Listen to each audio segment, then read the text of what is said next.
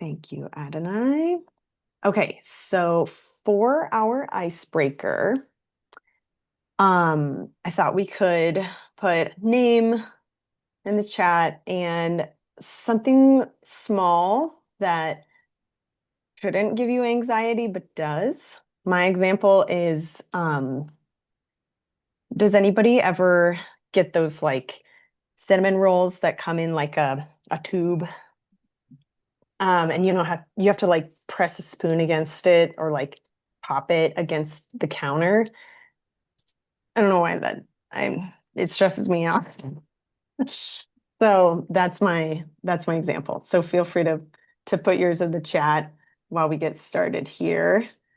And here is a link to our agenda. I'm very excited for our meeting today.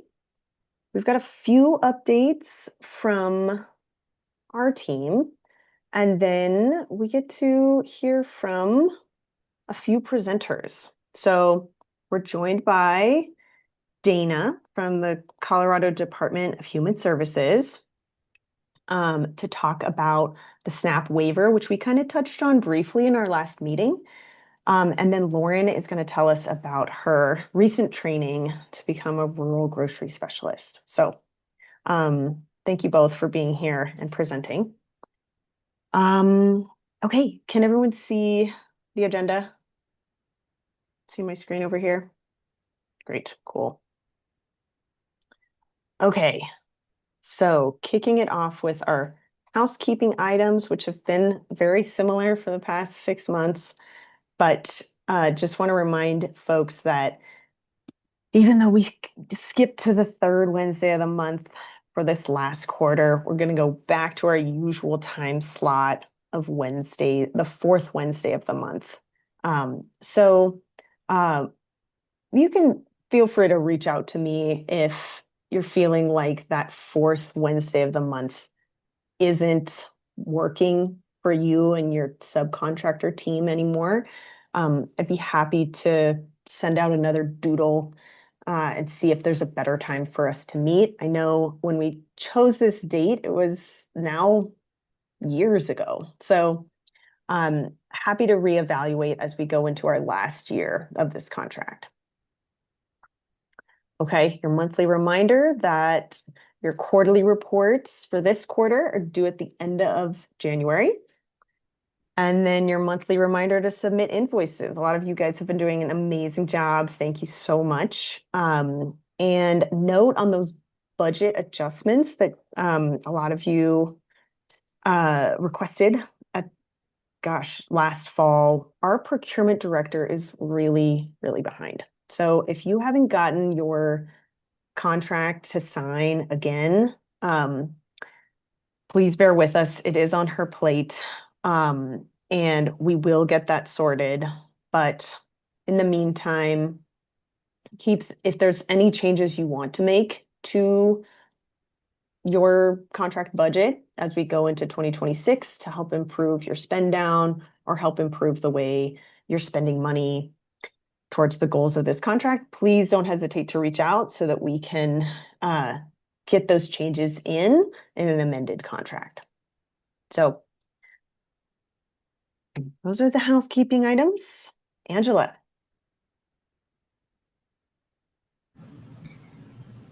I'll turn the video on.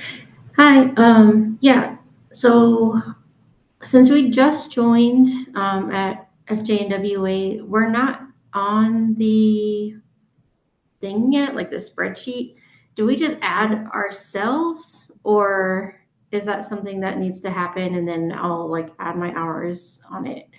That is a question for your lead contractor, who I believe is Hallie. So I think Hallie is out for the rest of this year. So I would just shoot her an email and give her a nudge. It sounds like you're able to view that spreadsheet. Is that right? Okay. So feel free to keep collecting data in the way that makes the most sense to you, and then check in with her about the way that she wants to collect the information from you as a subcontractor. Thanks for that question. Okay, thanks. Okay. All right, we've got a few updates before we um, pass the mic over. Um, so, in terms of the tax credit, as many of you know, we had an information session on December 8th. We felt like it went pretty well. It was well attended. It wasn't anything crazy. We basically walked through the website, the eligibility maps, and the application. We had some good questions and we recorded it. The recording has yet to go onto YouTube, but the minute it does, we'll be putting it on our website and we'll be sending it out as a newsletter. Um, Thank you all so much for requesting that we do that. I think it's a really important thing that we have on our calendar in a regular way. So we are planning to do information sessions more frequently. Um, and for those of you who attended the session or listened to the recording, um, we'd love to hear from you all about what you think we should focus on, what we could do better, a different spin we could put on it based off of all of your experience working with applicants. So don't hesitate to give us some feedback there. And thank you so much for, um, yeah, reminding us that we need to do information sessions for folks that are not familiar with this program. So appreciate that. The team is preparing for a busy month in January. As you all are very aware, this is a big time of year for folks to submit applications. And it's also a time when people really do want that certificate as quickly as possible, so they can file their taxes as quickly as possible. So know that we are doing everything in our power to move through all of those applications as quickly as we can. The pace that we can issue those certificates will depend on how many applications there are and if there are any sort of new circumstances that are outside of the norm that might require a little bit longer of a deliberation time. If that makes sense. So, um, yeah, we are planning to sort of drop everything else and focus only on tax credits in January, though. So, and then just a final reminder that the last opportunity that businesses have to apply for a tax credit for equipment that was purchased in the year of 2024, the calendar year of 2024, the last opportunity they have to apply is December 31st. So I know some of you folks are working with applicants for 2024 equipment. 2025, there's a full year more of opportunities to apply, but 2024 is quickly approaching the final opportunity. Okay, on the grant, we are very grateful. Oh, Hunter, go ahead. Hi, Mickey. I have a question about the 2025 applications. Are you Mhm. planning to open a review window before June 30th in 2026, or will that be the first review window again? We're planning to go to our regular review period time. So we're just splitting the year by 3. And so April 30th will be the first due date for applications in 2026. Excellent. I've just had a few people ask me as they've been kind of prioritizing their Yeah. time at the end of this year, so Okay. that is helpful. Thank you. Yeah, and we'll be sure to I thought that information was up on the website. I'll be sure to make sure that it is. And if not, if it is, we'll just make that a little bit more visible. Okay, thank you. Okay, so for the grant, we are still kind of creeping towards our 100% completion um, target. We hope all grantees are done with their spending and their reporting by the end of this year. We might not make that goal, but we feel pretty strongly that we're going to get close. There are a lot of grantees that are in that home stretch. So thank you all for your help. We have updated those grantee spreadsheets. And we are doing a better job of kind of just going in and keeping them updated. As you know, there's a number of grantees that have been sent that grant impact report. If you guys are able to go in there into that spreadsheet, take a peek, and if you see anyone who has been sent the grantee impact report and has not filled it out, feel free to give them a nudge. We appreciate that a lot. So, okay. And then this information has changed a bit based off of our presentation from Dana, but we were planning to host our next consortium meeting in early January and have presentations from OEDIT.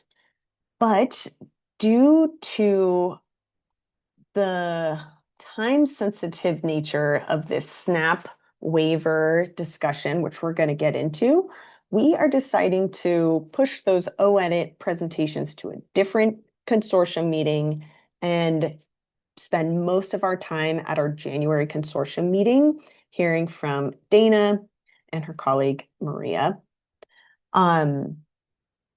So we will keep you posted on what the date will be for that consortium meeting.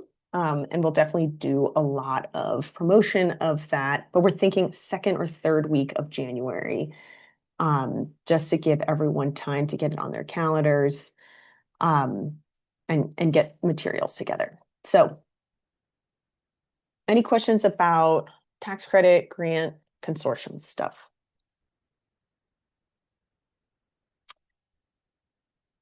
Okay, great. Well, with that, I copied this from last month's agenda. Last month, we talked about the numerous changes happening to the SNAP program. We talked about how SNAP funds were withheld in November with the federal government shutdown. That proposed change to the SNAP stocking requirements rule. SNAP cuts due to HR 1, and then also Colorado's Healthy Choice SNAP waiver. So this changes happening to SNAP just for Colorado are happening soon. So we're very grateful to be joined by Dana at CDHS, who's overseeing this SNAP Healthy Choice waiver and is going to tell us all about it. So Dana, I'm going to stop sharing my screen and make you a co-host so that you can present. And welcome. Hi, everyone. I'm going to see if I can share my screen. Let's see. Do you guys see the presentation or no? Yes. Okay. Just the way that this is laid out, I'm a little bit more versed in Google Meet at this point with the state. So I'm probably going to run through the presentation and then we can do questions at the end. But as Mickey said, hi, everyone. I'm Dana Sobel. I am with the Colorado Department of Human Services. I'm excited to talk to you about the Healthy Choice waiver today. I'm with the Strategy and Operations Division, but I have a background in public health nutrition and nutrition policy. And then Maria is actually not on the call, but I have a colleague, Sandra, on the call, and she is with the SNAP outreach team as well. Just wanted to introduce us. Quick agenda. So I'll talk about really big picture. What is the Healthy Choice waiver? What is the purpose of this Healthy Choice waiver? We'll go over definitions of it and what the specific beverage changes will be. I'll talk about retailer partnership and opportunities and compliance and monitoring. And then, sorry, I'm going to slow down because I realize we are translating. So I'll talk about compliance and monitoring. And then I will, like I said, answer any questions at the end. I'm looking at the agenda and realizing we do have a data and evaluation component, and I don't believe I included a slide in here about that. So I'm happy to discuss that at the end. So a bit of background. in August, Governor Polis signed this waiver in an effort to make strides in improving the health of Coloradans and expand access to more healthful options for those on SNAP benefits. I'm just gonna read the snippet of a quote that he had said.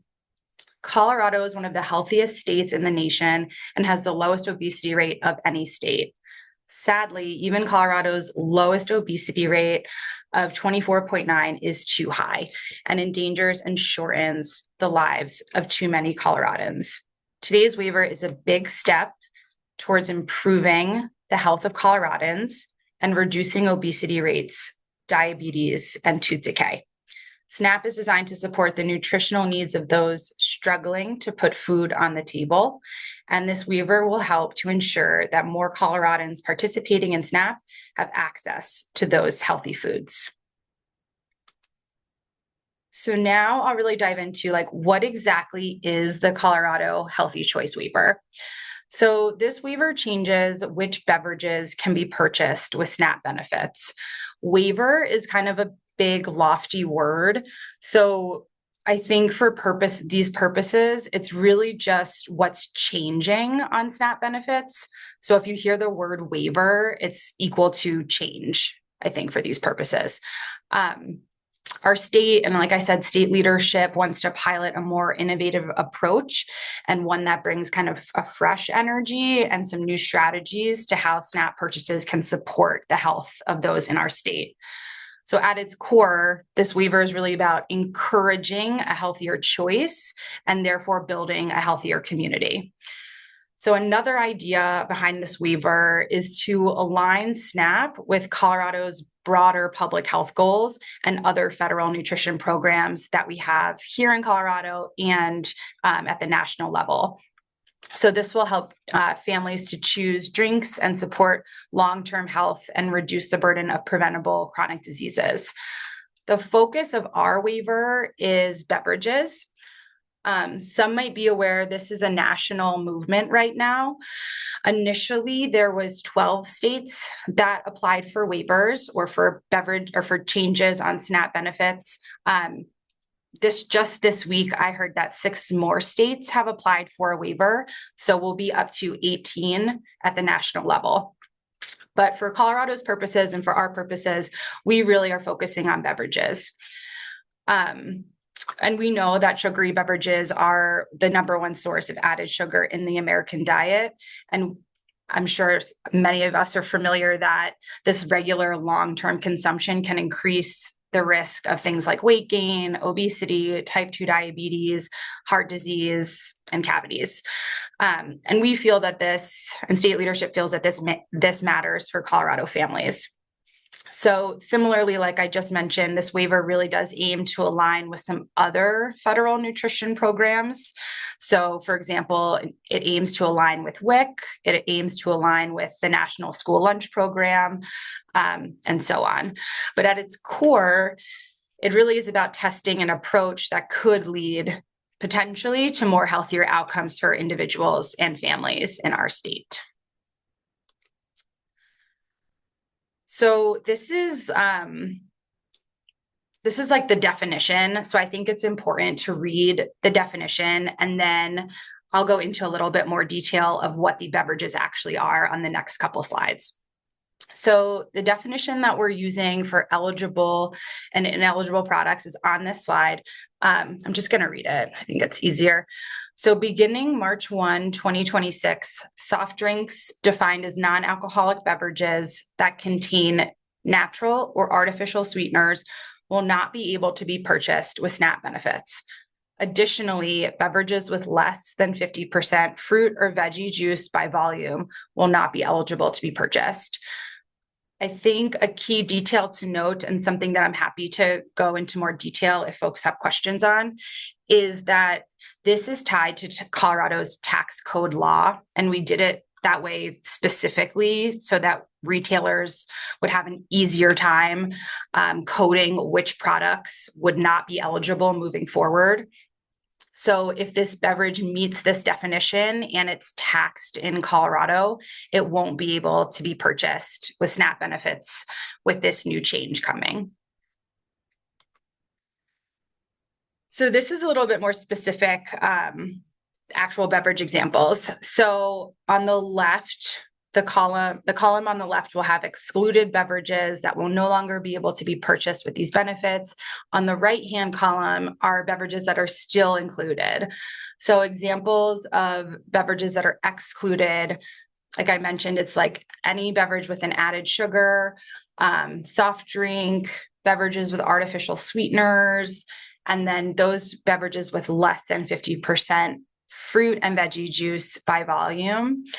I think it's very important to note the beverages that will still be allowable, and those include infant formula, milk, and any milk substitute, oat milk, almond milk, any sort of milk like ranging in fat. So skim milk, 1%, 2% whole, all of these will still be available.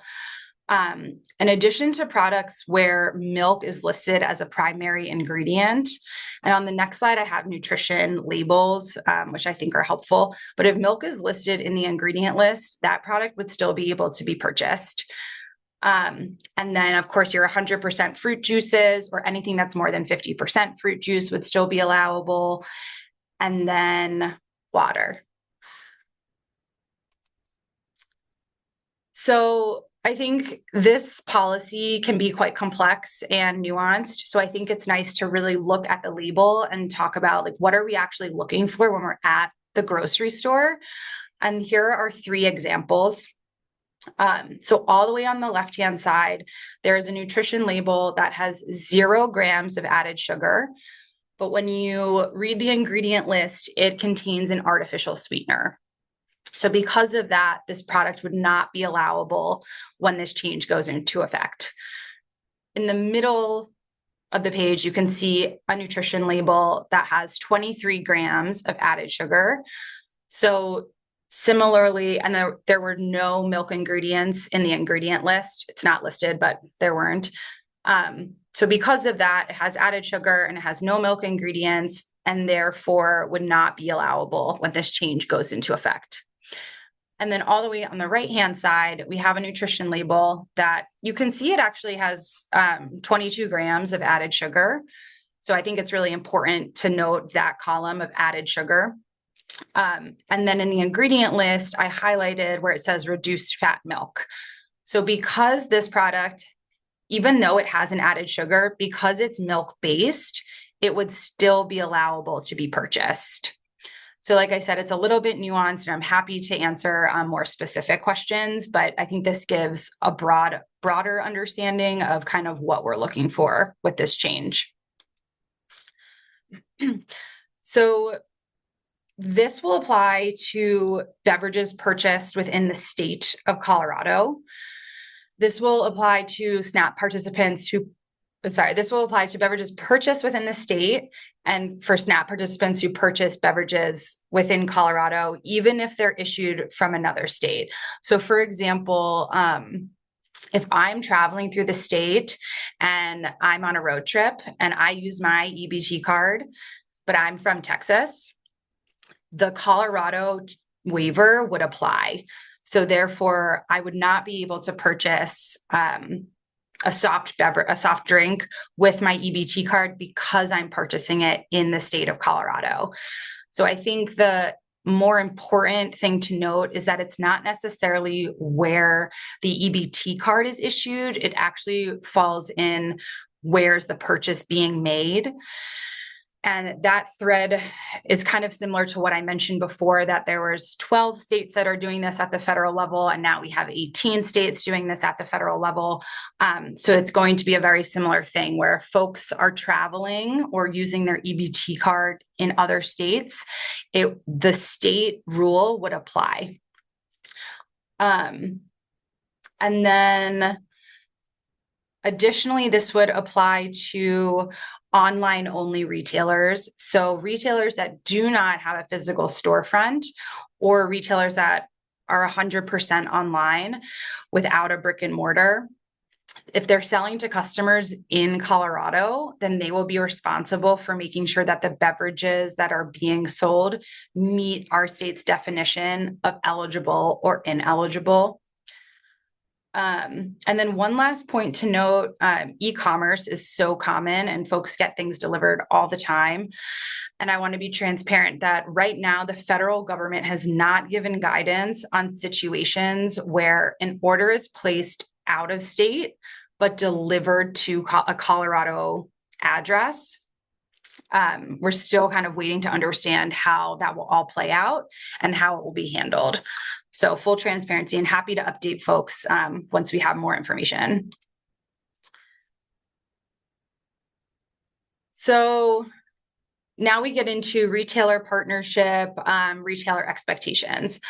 So our current implementation date is March 1, 2026. We are exploring the option of extending this timeline another like 2 months or so. But as it's written right now, I just want to be clear that March 1 is the implementation date.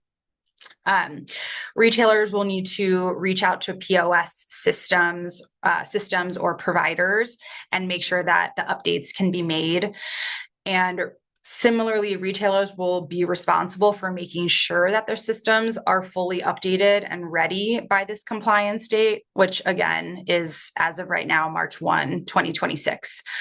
So what CDHS is responsible for and working in partnership with retailers on is to have postage and signage on our website that retailers can print, and they can put in their store locations however they see fit. We're planning to do colored posters. We're planning to do black and white as well. The posters will have a QR code on them. So anyone can scan that QR code and it will come directly to CDHS. They can receive more information. They can contact CDHS. So we're trying to alleviate some of that burden of managers and folks working at the grocery stores to have to educate fully.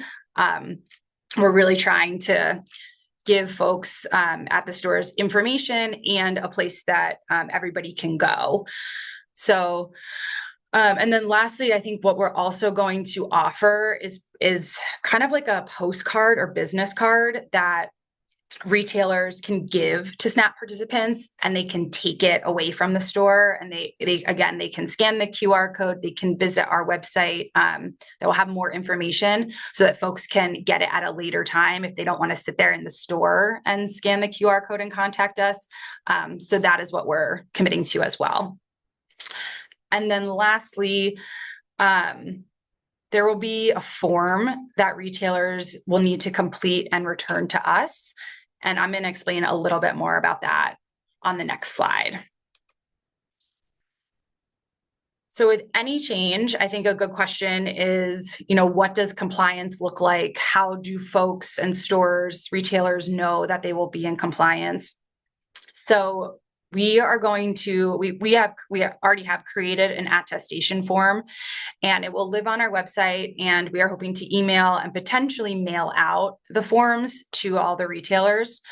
The form will have an explanation of this change. It will have the accurate implementation date, and it will require folks to sign it and return it back to CDHS.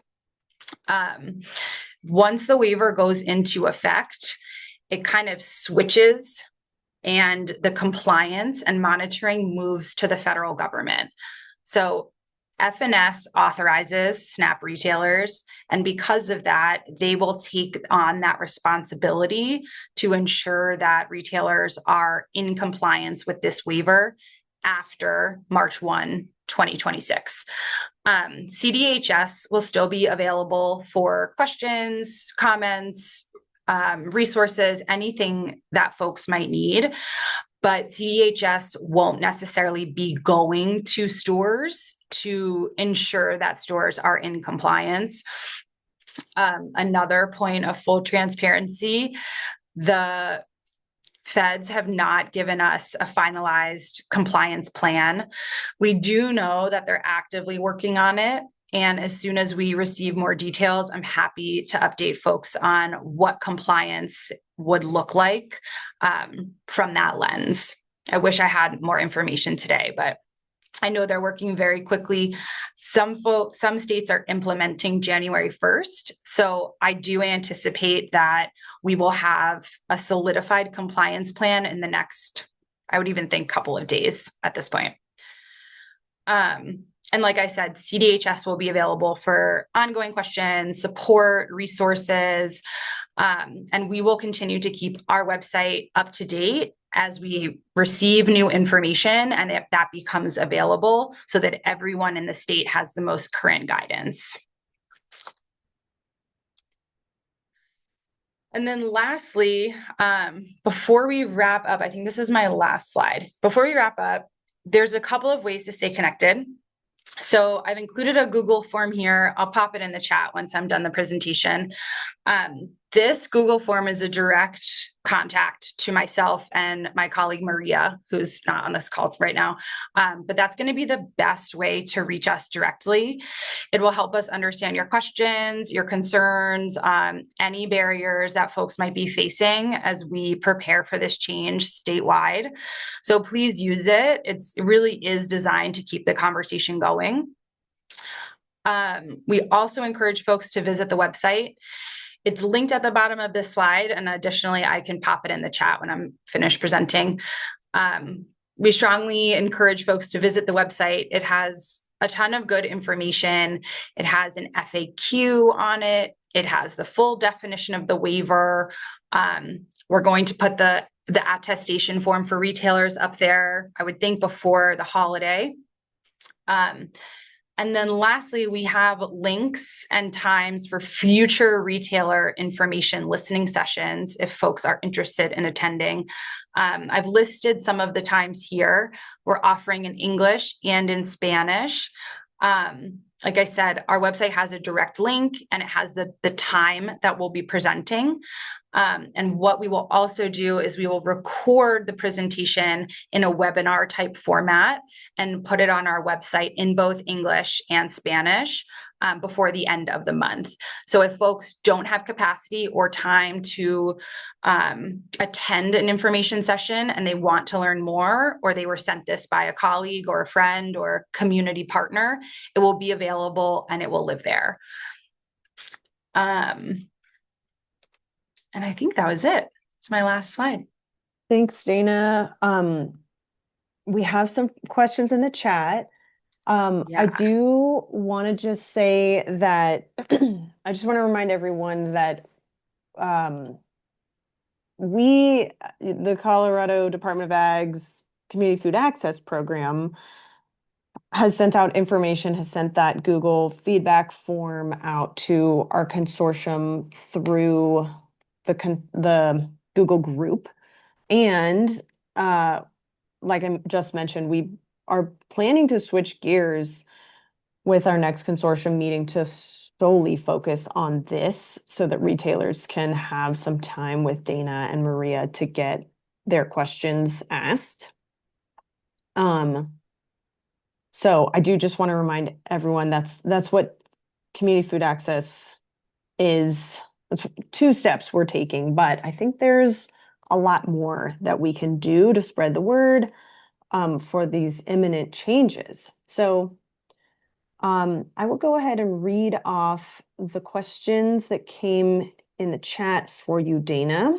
So Lauren, real quick, Mickey, but just before we do that, am I still sharing my screen? Because I can't seem to unshare. Oh, okay. You are. But what you can do you see a little like the arrow? Yeah. Did you find the arrow?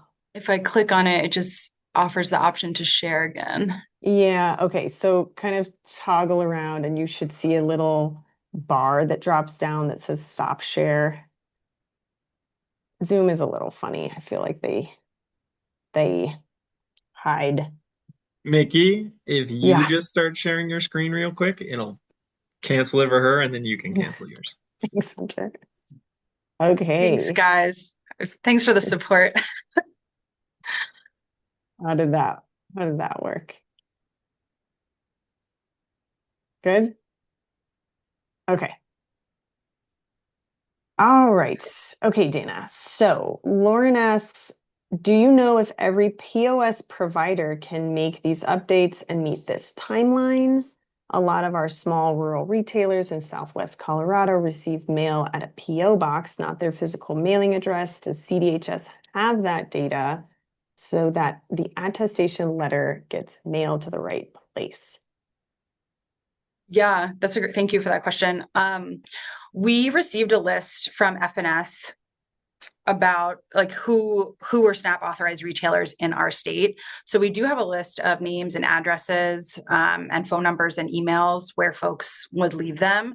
I will say that it has proved challenging as some folks maybe haven't updated information in the last year or so, and maybe a store manager changed or for whatever reason something happened. So if folks on this call have access to rural retailers, I would love if that's available to share with me. That would be huge because I can then mail them directly and know that I have the accurate address. We're doing our best and doing like presentations like this. We've done community presentations. We have emailed everybody that I have their email address, but again, some of things are outdated and or folks don't check email.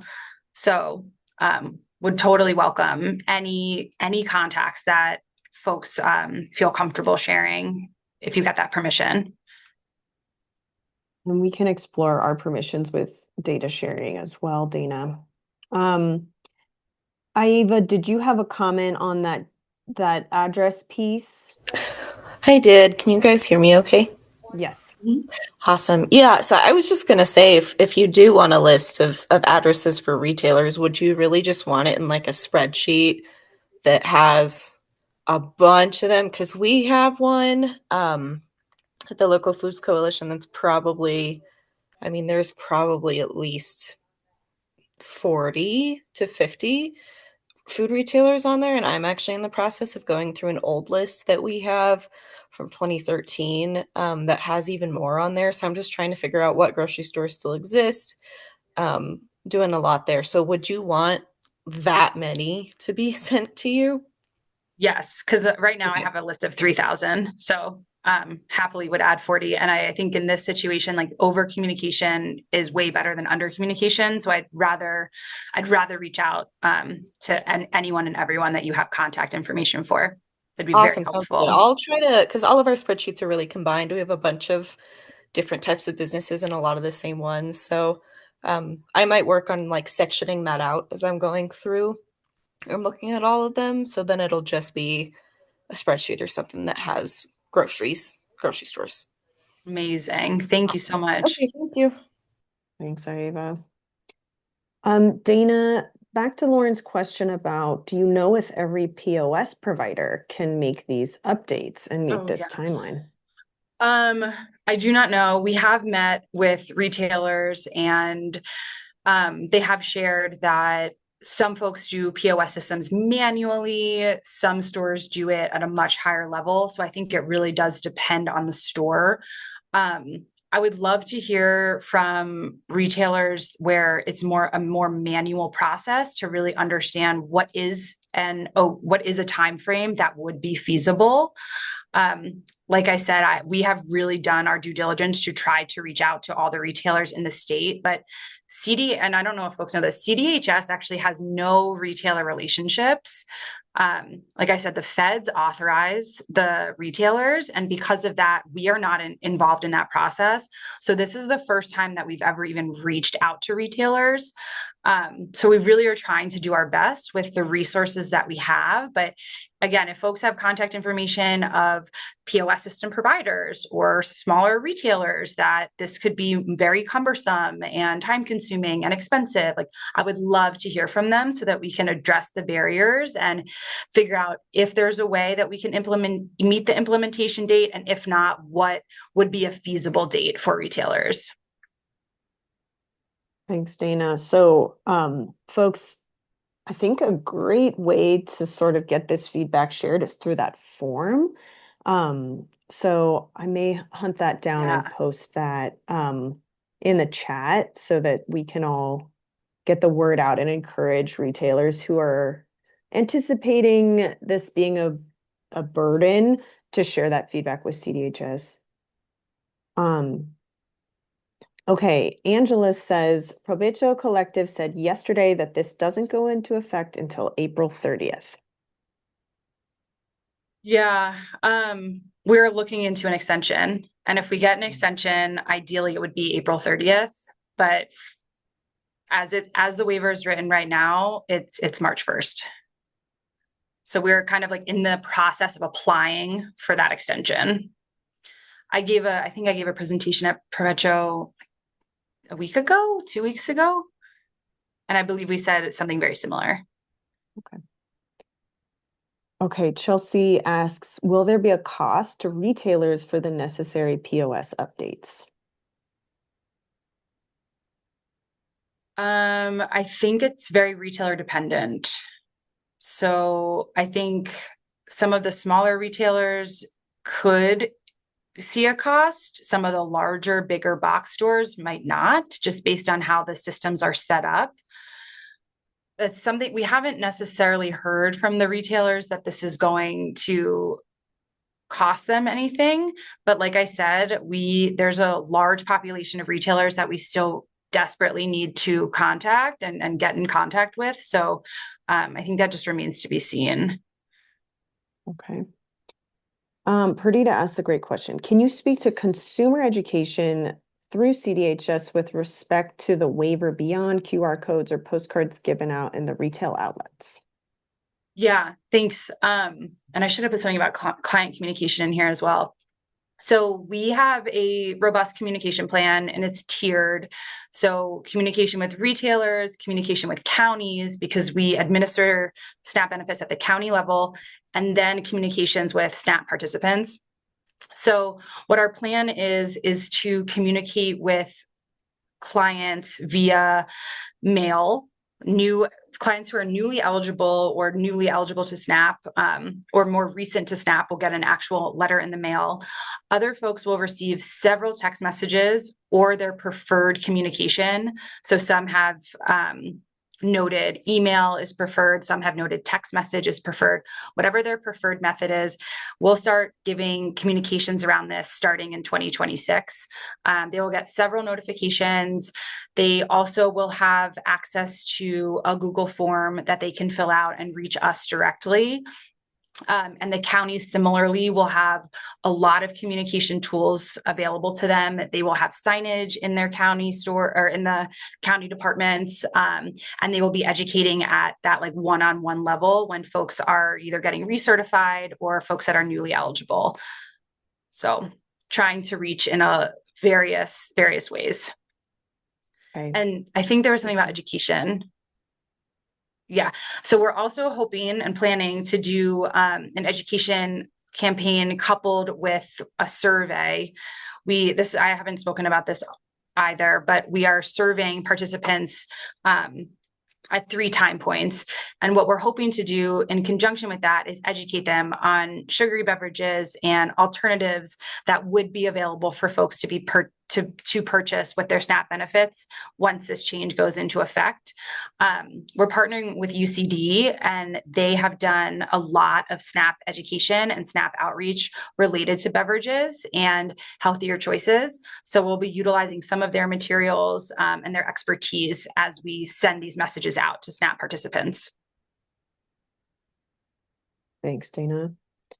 Okay, Angela asks, if store owners feel that these restrictions are going to be detrimental to their ability to offer SNAP, what will CDHS do to honor that feedback?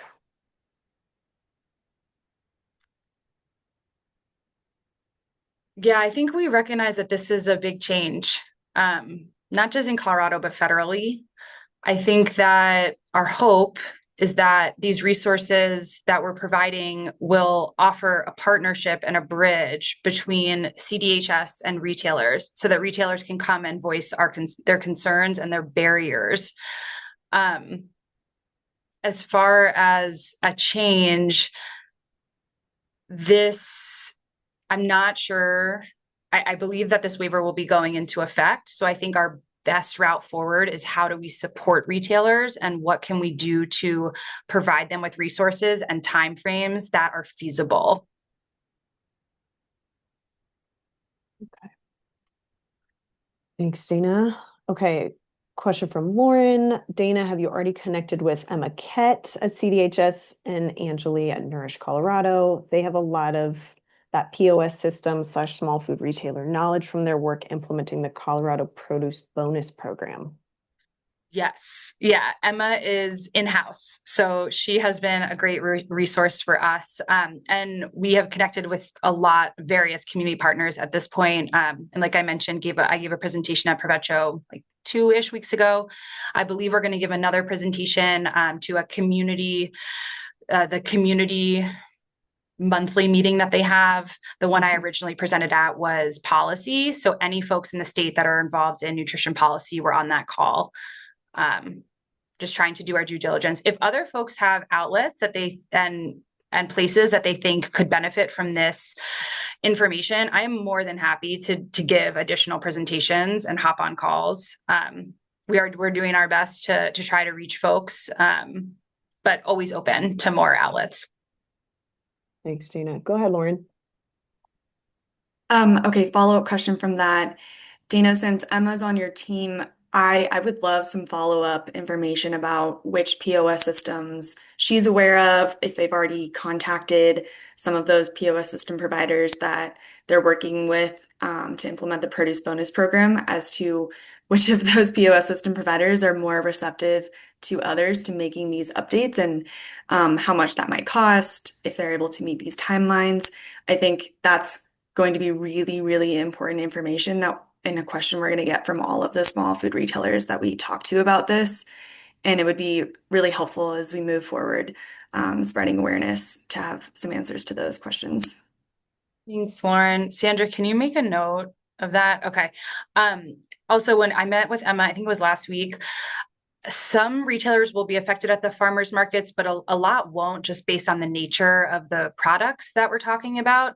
So I do know that there's some vendors, for example, that sell like apple juice, let's say, but it can be 100% apple juice. And in that case, if they're selling like fresh fruit juice from their farm, that would still be allowable.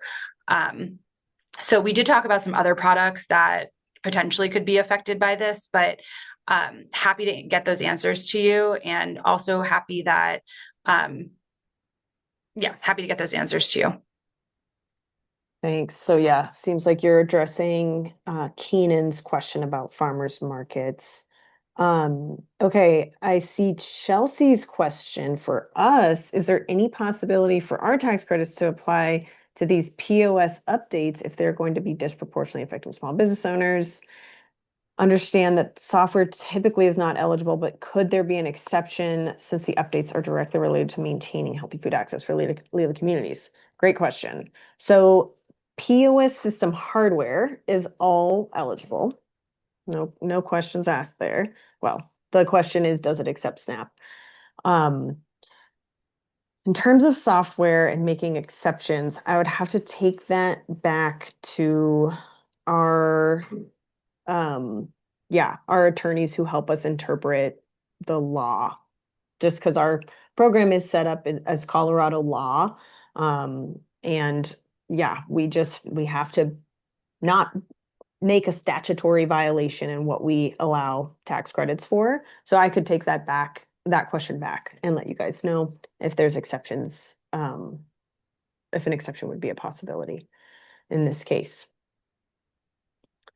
Thank you all for your great questions for Dana. Dana and Sandra, thank you for being here and opening up this line of communication with all of our amazing technical assistance providers who are working day in and day out on the ground with small food retailers. They are such a good resource. So yeah, let's keep this line of communication open as we navigate these changes. Monique, did you have a comment before we let Dana go? Are we able to use our time as TA providers on this contract to get this message out, or is this just for our information? Yeah, that's a really good question, Dana. Monique. Right. Technically, this contract is for supporting retailers as they apply for tax credits or apply for the consortium. But there's a lot. This contract is also for building trust. This contract's also for maintaining retailer relationships. So I think it's a gray area that, yeah, I would say it's not a direct order from CDA to have you all go spend time doing this. But if you feel like this is a extremely topical, valuable use of your time that advances the goals of your contract work, I would say bill us for it. Does that help? Okay, good question. Okay. So yeah, thank you, Dana. We can let you go and we'll be in touch and we'll see you at the consortium meeting in January with retailers. Sounds good. Thanks, guys. And then Mickey, I'll send you all the links that I had mentioned so that you can email them and folks have direct access to the website and the forms and everything. So, Okay. All right. Thanks Thanks so all. much. Have a good day. You too. Bye-bye. All right, Lauren, sorry we went over a bit, but let's shift gears and have you tell us all about the rural grocery specialist training. Thanks, Mickey. My internet has been unstable today, so I might need to turn my camera off. We'll see how this goes. Okay. Okay, so I took the Kansas State University's Rural Grocery Store Transition Specialist training this fall. This training was recommended by Mickey. It's been kind of in my radar, or on my radar for the past couple of years. And it felt like the right time to take it because primarily due to the work that myself and our team has been doing on this contract, we've learned so much about the importance of our rural, small, independent grocery stores in our food system. And we've also learned that a lot of them are owned by people who are at or nearing retirement age and may or may not have succession plans. And what we've seen over the past 5 to 10 years is our small independent grocery stores just closing their doors, whether it's due to owners retiring or it just financially isn't working, whatever the case is, they're closing the doors and they're not reopening. So we've been losing grocery stores in really rural, remote areas left and right. And the few that we have left, all of a sudden it feels pretty urgent and critical to keep them. And this training was primarily directed towards rural small grocery stores, but I think that there is still a lot of crossover between small independent grocery stores and more urban areas as well. Curious to hear folks' thought on this call from people who work in more urban areas, but I wanted to make that caveat right off the bat. I'm going to drop, if you want to follow along on the website for this training, I'll drop the link in the chat, and then I'll also upload a copy of the syllabus for this training, which I found really helpful when I was trying to decide if I should take this course, if it would be relevant to this work, our continued work in the food system in Southwest Colorado, which is where I'm based. I should also probably mention that. Work primarily in Southwest Colorado. Okay, so this was a completely remote course. It happened through, I think, 4 synchronous classes where everyone met together, and then a lot of asynchronous work as well. It took about 30 to 40 hours total, I believe, probably closer to the 30-hour range. And it was primarily geared towards extension professionals. There were a lot of folks from across the country who work for their extensions, some economic developers, and then several folks who work in nonprofits in various food access or food system sectors. And so I thought it was really, the group of people in my cohort was a great kind of like peer mentorship network to now that I now have, and was able to learn from throughout the course, especially in those synchronous classes. And as far as what I learned in this class, I learned a lot, and the syllabus goes into some pretty good detail on what you could expect. Some highlights for me were we got a good amount of like rural grocery store psychology 101 that was very applicable. A lot of transferable skills to this work with the Community Food Access Program.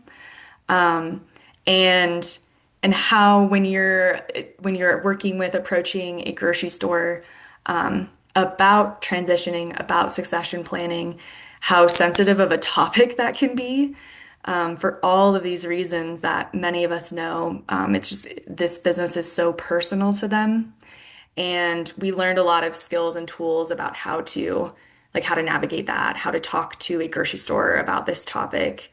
So that was really interesting.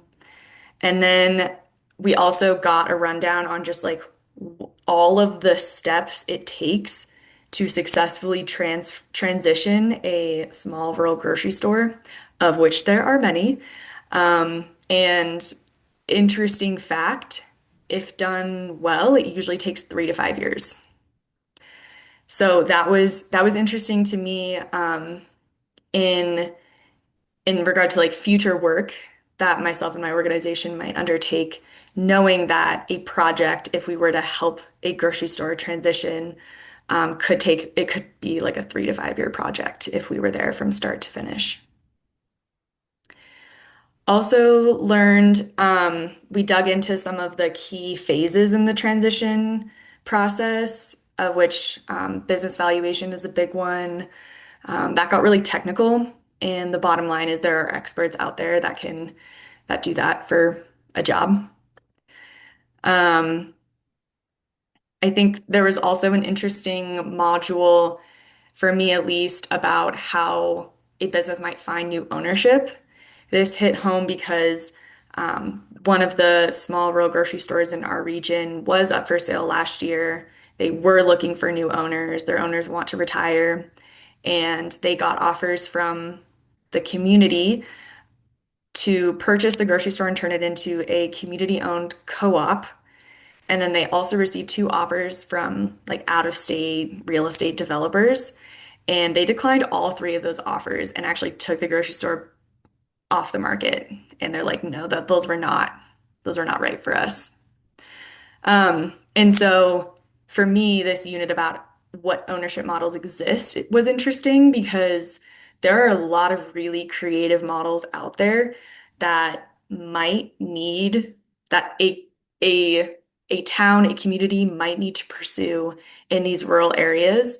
Towns of 600, 700, 1,000 people, where the margins may not make sense. It may not make sense for someone to buy this grocery store and continue operating it because it's not financially viable.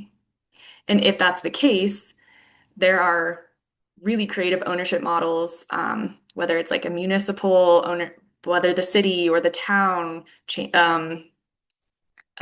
takes over the grocery store.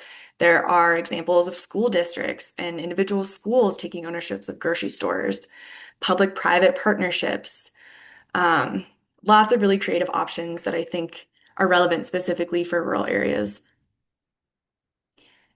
And then I think some other interesting things, I learned about a lot of actual transitions that have happened, mostly in Kansas, because that seems like just a hotbed for all of this work, with Kansas State University being such a leader in supporting rural grocery store transitions. And it got me inspired and hopeful that all is not lost. There are resources out there. There are situations that have turned out successful and effective. It's just a matter of like connecting the dots, I think. And maybe that's one last thing that I'll mention. Importantly, there are the acronym is CEPAs, Certified Exit Planner Analysts, maybe? That might be the acronym?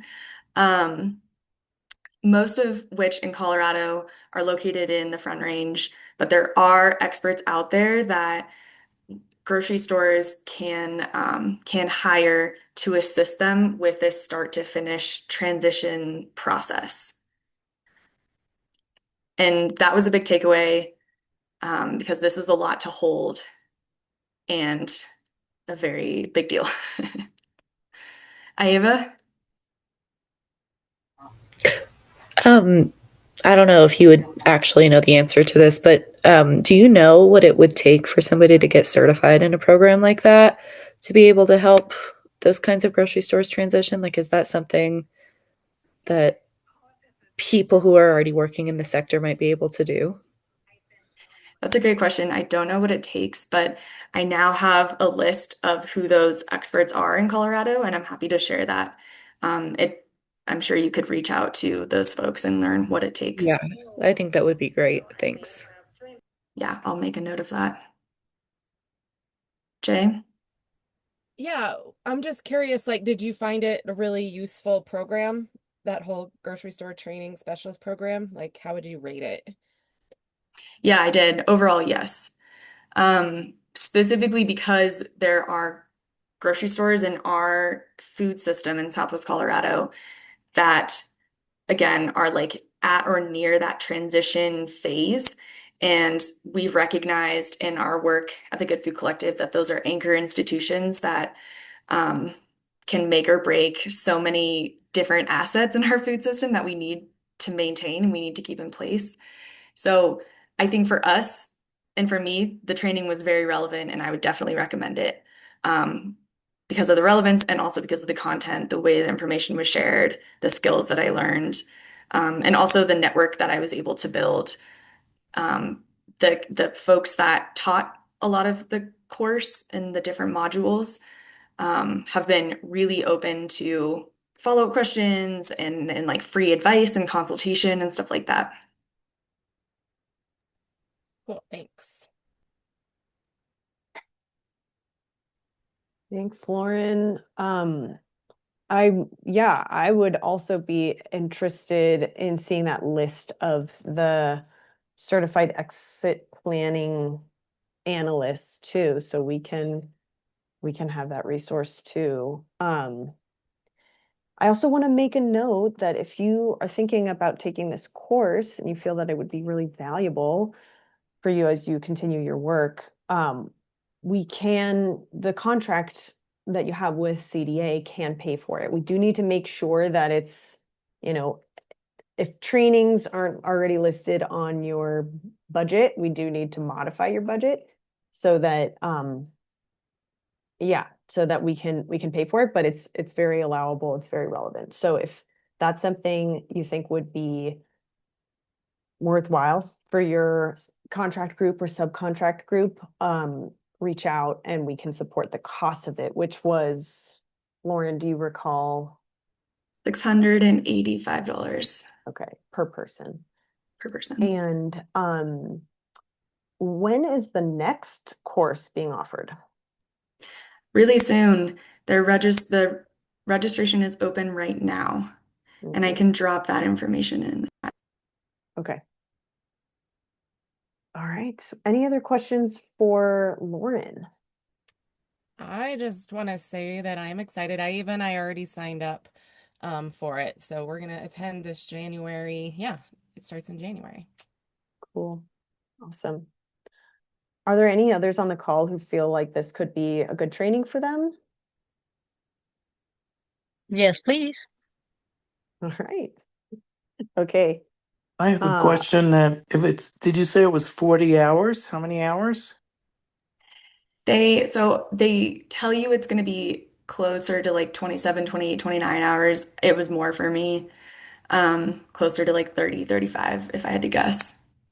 So And then would we have to bill 35 hours on our contract? to do the course too, besides the $685 to take the course? Did you do that, Lauren? Yes, Okay. I did. And to Yeah, be it's like, very relevant. yeah, fully transparent, I did. And I think that there was just so much crossover between what I was learning and doing in those 30-ish hours with our OTA contracts. And my recommendation for anyone who's planning to take the class is just, even if it's really informal and you don't have that much time to spend, do a quick analysis or assessment on those retailers in your region that are critical to the food system, critical to the community, that might be at or nearing retirement age or just wanting to get out. I mean, it doesn't have to be a retirement situation. They could just want to move on to a different business. Because I think being able to apply what you're learning and talking about in the class to what you are currently working on in your own jobs made it a lot more valuable. Really helpful. Thanks, Lauren. Okay, so for those interested, let's get the ball rolling on if you need to make a budget adjustment to your contract, reach out to me as soon as you can. And obviously your primary contractor. And we'll see, one, if we do need to make a budget adjustment, and two, if we do, we'll try to get that expedited so you guys can get in that January class. Cool. Thank you all so much. Oh, Chelsea asks, oh, and you already answered, but I'll just say it out loud for the interpretation. Was this class specific to grocery stores, or was there any crossover with small farms, farm stands? Lauren says very specific to grocery stores, but I'm sure there is crossover. Okay.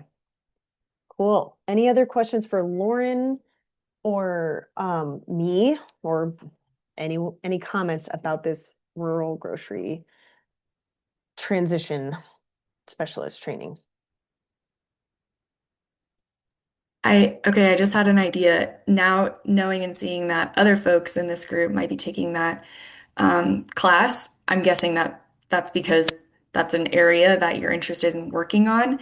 And it's awesome that there's space in these monthly meetings for us to chat about stuff like that. But moving forward beyond 2026, when our contracts are over, it would be awesome to stick together if folks are interested in continuing like a peer-to-peer network in our state in Colorado as it relates to grocery store transitions.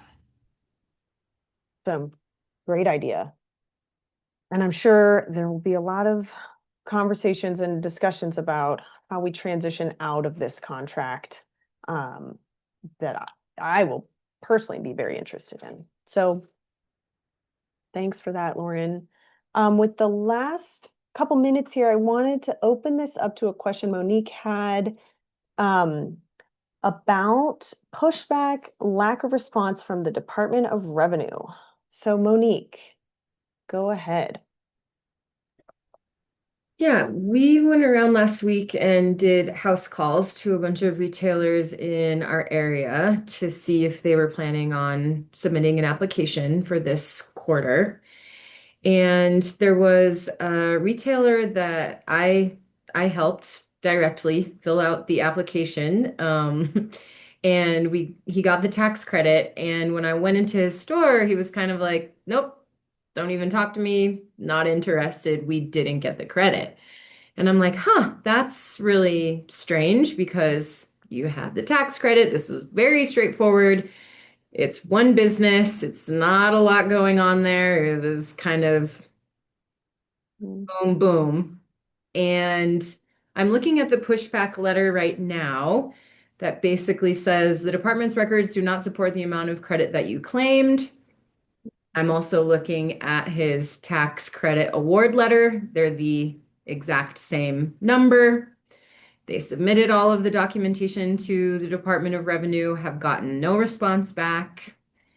And this is the second relationship that has been negatively impacted by the Department of Revenue's processing of awarded credits.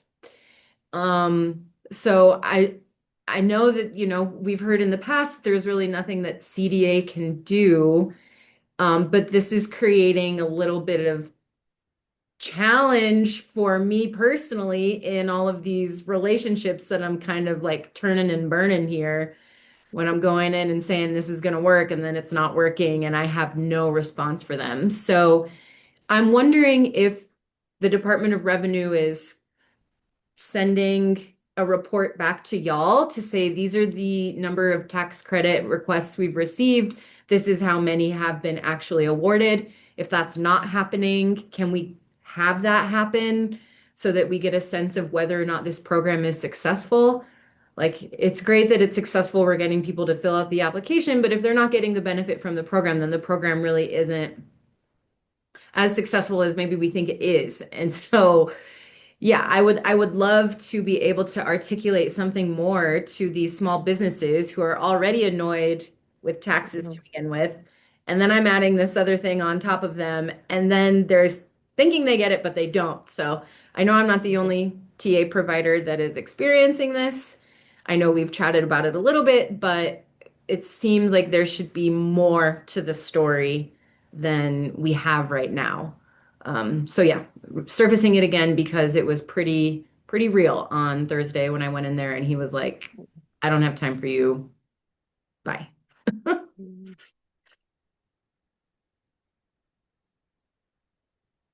I'm really sorry, Monique. Yeah, that's really tough when you're putting yourself out there and all the information you've been provided says this will work and it doesn't. And we're in the same boat. You know, we've been told by Department of Revenue that, we communicate who gets their credit and for how much. And they have told us they're not allowed to talk to us about an individual taxpayer's tax filing. So they're not legally allowed to send us a report that says these are the businesses that have actually received the credit. When we've met with them and we've pushed on this, their response is like it very much the reason for a denial letter is very different from individual to individual and business to business. And there could be any number of reasons why that denial went through. And they are unwilling to give us sort of a stock answer or the most common reason why. This is part of the reason why we hosted the consortium meeting where other recipients got to talk about their experiences. Yeah, that's just not a good enough answer when we're talking about trust building. Yeah. You know what I mean? Like, this is a relationship I've had for years. So the fact that he's feeling burned by something that I put on his desk is a problem. And if they're not able to talk to us about individual specific tax returns, then can they come to one of these meetings and do a training with us on errors that they're seeing? I mean, I don't think that's an unreasonable ask for them to generalize and create a training for us so that we can not to use, pardon my French, but waste our time. A lot of these folks really feel like it was a big time waste. And this isn't my only successful tax credit that has not been fulfilled, And I live in a small town. Well, I guess small's relative on this call, but these are folks that I'm interacting with for lots of reasons. And when this is kind of out in the open, it's a challenge. So I understand what they're telling you. I think we all get that. And if they are the end all be all on whether this program is successful, then maybe they can train us to know what to look out for, because I'm looking at both of these letters right here. It says provide the letter, and we provided the letter, and then there's just been radio silence, and this was done in August. That's I would be curious, to either of these people have tax consultants that help them do their taxes? Yes. Because the tax consultants should really be the person that's helping them to figure out, what's going on. Yeah, and I'm in communication with the accountant who said we've submitted everything and have not heard back from the Department of Revenue since August. Oh, nothing. And Yeah. to add insult to injury, they're paying for their tax specialist, someone that they have to pay for. So some businesses have an accountant on retainer, some businesses pay this person by the hour. And, in this particular instance, the person's on retainer, so I have access to them. But in my other instance, they're like, no, you can't talk to my accountant because I have to pay for that. Yeah. Mm. Yeah. And so just to add one more little data point here, I have heard from tax credit recipients that they were denied. They resubmitted their letter and it took 6 months to hear back from Department of Revenue. Right, which is like with no status updates, nothing. Maybe you can just invite some of them for a Q&A here. They don't have to prepare anything for us.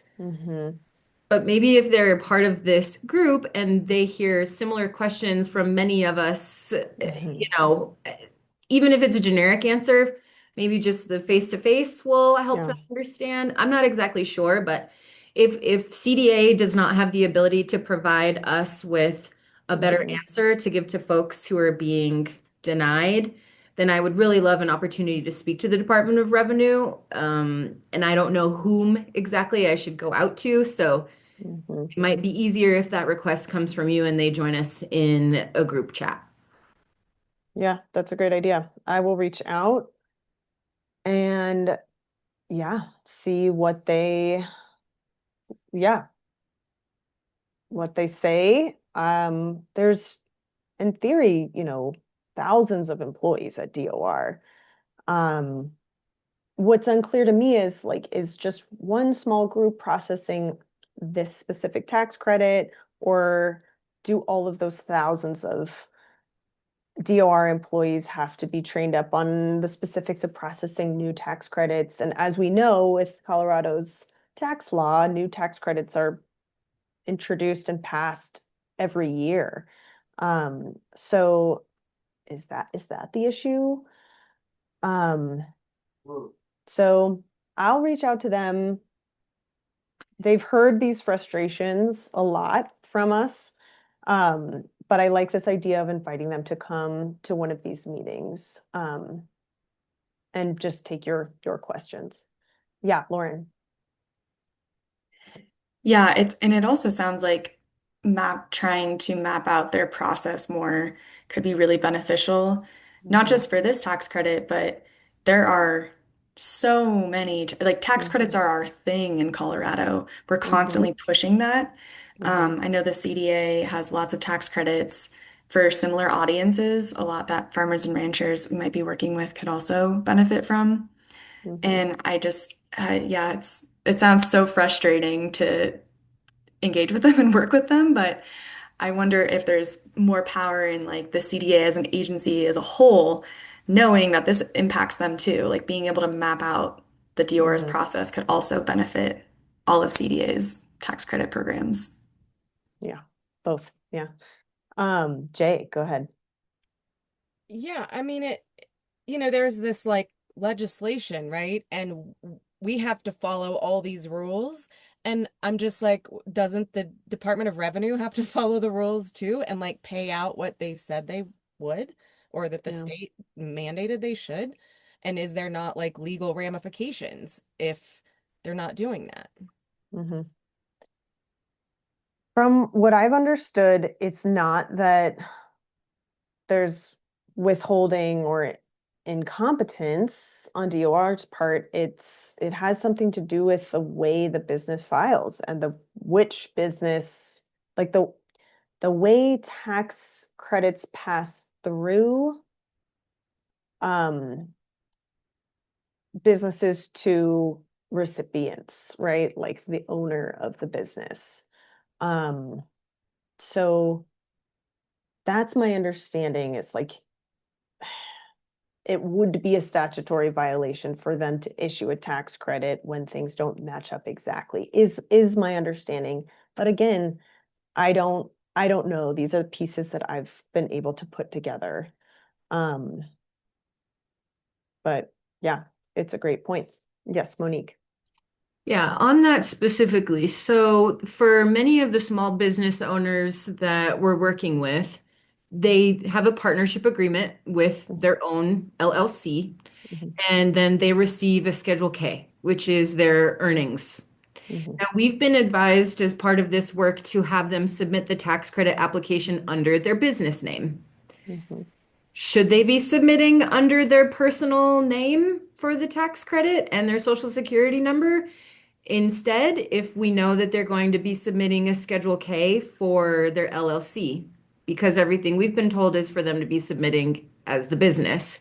I have an individual who has a farm stand and a farm, receives a Schedule K and files a Schedule F, but does it all under his 1040. So mhm, do I advise, which name does he put on the application? I'm inclined to have him submit his own name with mhm, his own social security number, because knowing that he submits a 1040 and the tax credit will be written to his personal name, mm, but then it says for the program is supposed to be businesses. So right. can we submit under individuals for the program if they are the owner of a business? These are questions for DOR. Um, and we have been very explicitly told to not give advice on these exact questions. But that doesn't mean we can't bring someone from DOR to these meetings to answer your questions, which I think is a really good idea. But the answer to that is I don't know. Any answer I could give would be a guess. Um, so Let me phrase it a different way. Are individual representatives of a business eligible to apply on behalf of a business using their social security number for this program? yes, they are. And we have issued, I mean, you'll see social security number as an option in the application. Yep. And we have issued tax credits to farmers who, you know, their business is their name as it's listed in the Secretary of State's website. So as long as they're listed as the registered agent in the Secretary of State's Certificate of Good Standing, then they should be able to theoretically apply with their individual name because that connects them to the business. I don't have a straight answer for that. I need to ask someone who knows more. But we have done that in the case of farmers, but in the Secretary of State's website, their business is listed as their name. Like they registered their business as their name. So um let me ask and get back to you on that. I think this is where some of these are getting, popped because they're filing an individual tax return with a Schedule K, Mhm, but they're being told that the application should be submitted under the business name. mhm. Which, right, it's businesses that are eligible for a tax credit, right? And the tax credit is issued to the business. But yeah, then how that credit flows through the business to the recipients might be a different question. Yeah, only S corps would pay tax directly. LLCs and partnerships and multi-member LLCs, which most of these businesses are in the state of Colorado, receive a Schedule K. So, yeah. Anyhow, you can see that trying to solve this puzzle is tricky. And if the Department of Revenue is not a willing player in the game, then we're bumping into some Yeah. costly mistakes. Hmm. Yeah. Okay, I want to, my point. Yep. yeah. Okay, lots of comments here. I also want to elevate some questions from the chat. Can I ask how many of you have had people denied? Angela, was that a question for the group? Yes, for the group, because now I'm kind of nervous about doing this with the small businesses I'm trying to build relationships with. Yeah, just being really transparent. Yeah. And then Hunter says it might be worth contacting your state rep or senator in your area. They might be able to advocate for the specific business to DOR. Jay. Or Mickey, Yeah, just yeah. would it step on your toes at all if we reached out to the sponsors of the original bill and said, hey, there's these No. issues with how the bill is functioning, yada, yada, yada? No, we'd love that. Yeah, go for it. Okay. Jay, go Yeah, ahead. I feel like we need a training before people start filing their taxes in I mean, we can't do it before January, but on yeah, the troubles with a different business entity. Like last time I learned like, oh, LLCs with multiple partners is going to be really problematic. Um, and just to, yeah, what Monique is talking about, we need to get really clear on how to advise these people when they are filing their taxes. And what she was asking, it's like none of us thought about that, right? We didn't know this was going to be a thing. And so I really want us to get trained and like very specifically go through, because none of us want to be Yeah. wasting people's time and then pissing Mhm. them off in the long Mhm. run. That is a real problem, especially when they're excited to work with us Yeah. and excited to get the letter saying they are going to receive this money from the state, and they've Yeah. spent the 100 grand or whatever it was. It's really not cool if this isn't panning out. Yeah. Yeah. This is only as good as people actually get reimbursed for this equipment they bought. So yeah, Ava. Yeah, this is a little bit of a kind of a pivot from what we're talking about, but I attended the information session for the tax credit, where you invited all of like the retailers to come in and kind of went through the tax credit, everything about it step by step. And I just noted something where you mentioned that in a lot of the questions, you really want to see changes that are present in the moment. So, for example, if a business buys equipment, you want to see actual metric data of change that's happening in the prices or whatever it is that they may have applied for. And I find, especially in the areas that we're working with people who are so rural and so low income, and it's wintertime, so it is their slow season. They do not have a lot of people really coming in during these months to even notice if there's going to be a change, just because it's out of season. So I was just going to ask the best way to kind of demonstrate that there is obviously changes happening, but it's hard to quantify it with a number before they are in their busy season and actually able to really have good numbers to compare year to year. Yeah, it's one of the challenges of right, balancing that like need to shorten the time between when you buy the equipment and when you get your tax credit, and showcasing what the impact of your equipment has been, which, unfortunately needs to be a part of the application, in order to not open this up to a huge amount of fraud, right? I mean, people could be buying equipment, reselling it, not even paying it off, maybe paying $0 for it and getting a tax credit. So that's why we have that there. We need to hear something about, is this equipment being used towards the goals of the program? So yeah, first and foremost, we need to see that the equipment is in use, right? Like that the business owner has the equipment and that they've put it to use, right? And even if it's a small impact, whatever it is, whether it's, anecdotal or quantifiable, whatever it is, make a note of that. And you can talk about, we've only been using this new refrigerator for a week, but we've already seen the ways that it helps keep temps better. We've already seen whatever it is, and then we expect that the impact in the next year will be such. That's Right. So maybe one way to think just to about make it. it, because that makes sense with kind of just the fraud that people could really take advantage of this program.